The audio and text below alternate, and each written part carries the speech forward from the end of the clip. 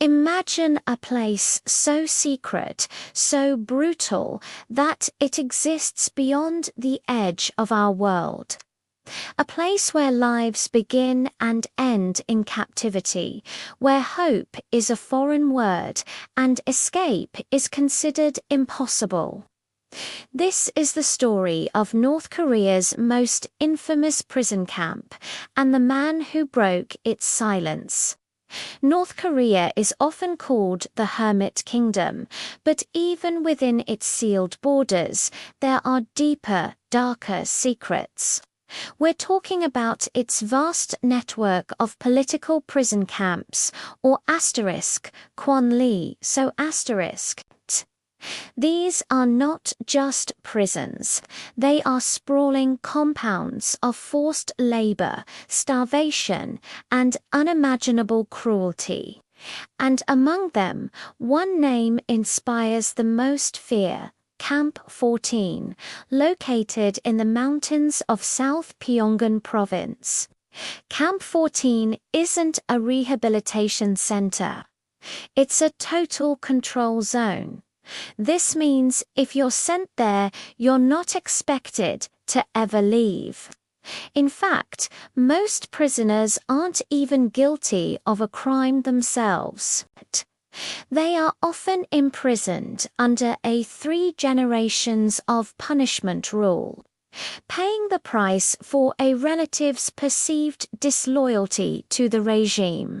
Children are born inside these fences, live their entire lives as slaves, and die there, never having known a single day of freedom. For decades, the stories from these camps were just whispers, fragments of horror that were hard to confirm. That all changed in 2012 when the world met Shin Dong-Hyuk. His story, documented in the best-selling book Escape from Camp 14, was the first detailed account from a person born and raised inside a total control zone who managed to escape. Shin's reality was a world stripped of all humanity.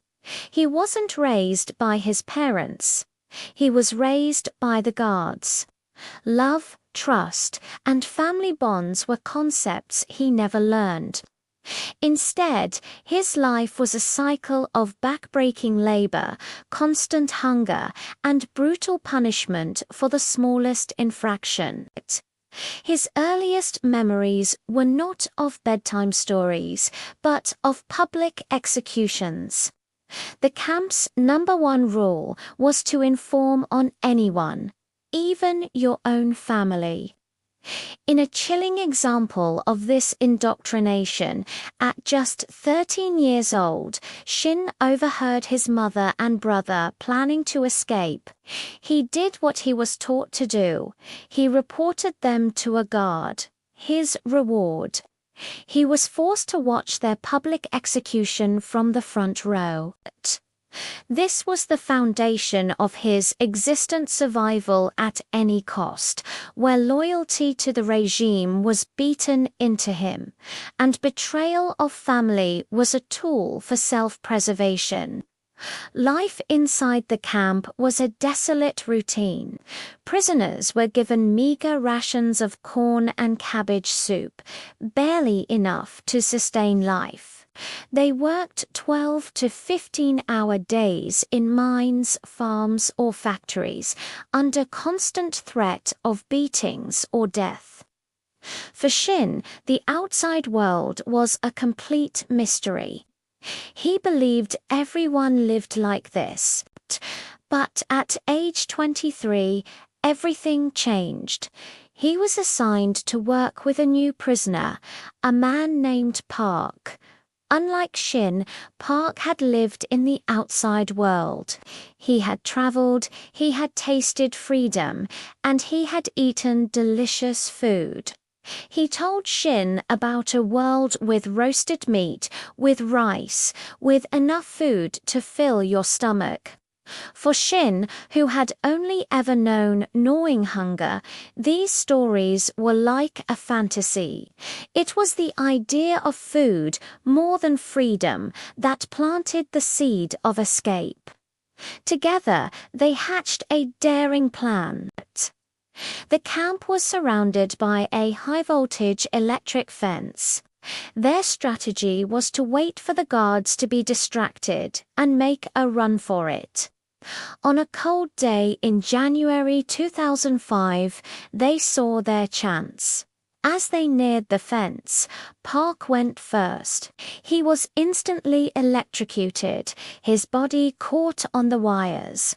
In a desperate, split-second decision, Shin saw his only way out. He used Park's body as a shield, climbing over him to get past the deadly current. The electricity still seared through his legs, leaving severe burns. But he was free. He was outside the wire. For the first time in his life, Shin was on his own. He survived by stealing food and navigating a country he didn't understand. He eventually managed to cross the frozen Taman River into China. From there, a long and arduous journey led him to South Korea and, finally, to the United States. When Shin told his story, the world was horrified. His testimony provided unprecedented insight into the systematic atrocities of the North Korean regime. He became a powerful voice for the voiceless, speaking at the United Nations and advocating for human rights. His story was a key piece of evidence in the UN's Commission of Inquiry, which concluded that North Korea was committing crimes against humanity on a scale without parallel in the contemporary world. However, the story took a complicated turn in 2015. Shin admitted that some details of his account were not accurate. He revealed that he wasn't actually born in Camp 14, but in a neighboring camp, Camp 18, which had slightly different, though still brutal, conditions. He had been transferred to Camp 14 later as a punishment. He explained that he had altered parts of his story out of trauma, shame, and a fear that the complex truth might be less impactful. He was terrified that admitting he had unspent his entire life in the harshest camp would weaken his message. This retraction caused a stir. Critics of the human rights movement used it to try and discredit all defector testimony, but they missed the point entirely. Blaine Harden, the author of Escape from Camp 14, revised the book to reflect the corrections. He and many others argued that the core of the story remained unchanged. Whether Shin spent 23 years in one camp or was moved between two, the fundamental truth was the same. North Korea operates a monstrous system of prison camps where human beings are subjected to torture, starvation, and execution. In fact, Shin's inaccuracies don't disprove the existence of these camps.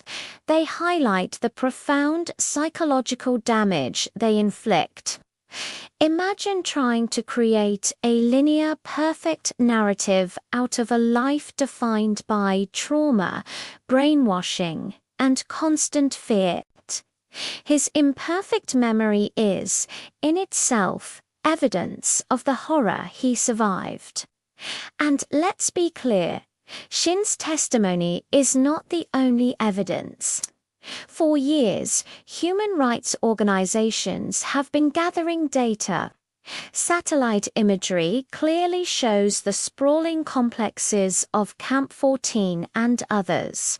We can see the guard towers, the fences, the barracks, but multiple other defectors, including former guards, have come forward with corroborating stories of the same atrocities: public executions, forced abortions, and prisoners being worked to death. The United Nations report, based on hundreds of interviews and extensive research, is a damning indictment. It confirms a system designed to eliminate entire families and crush any form of dissent.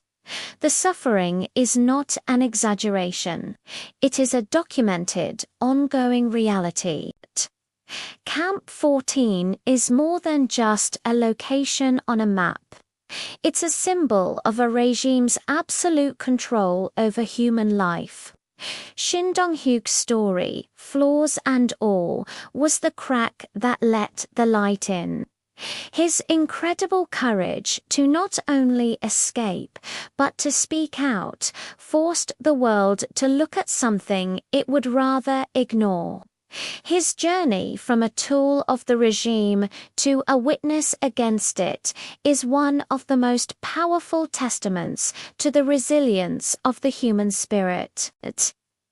Today, it is estimated that between 80,000 and 120,000 people are still imprisoned in these camps.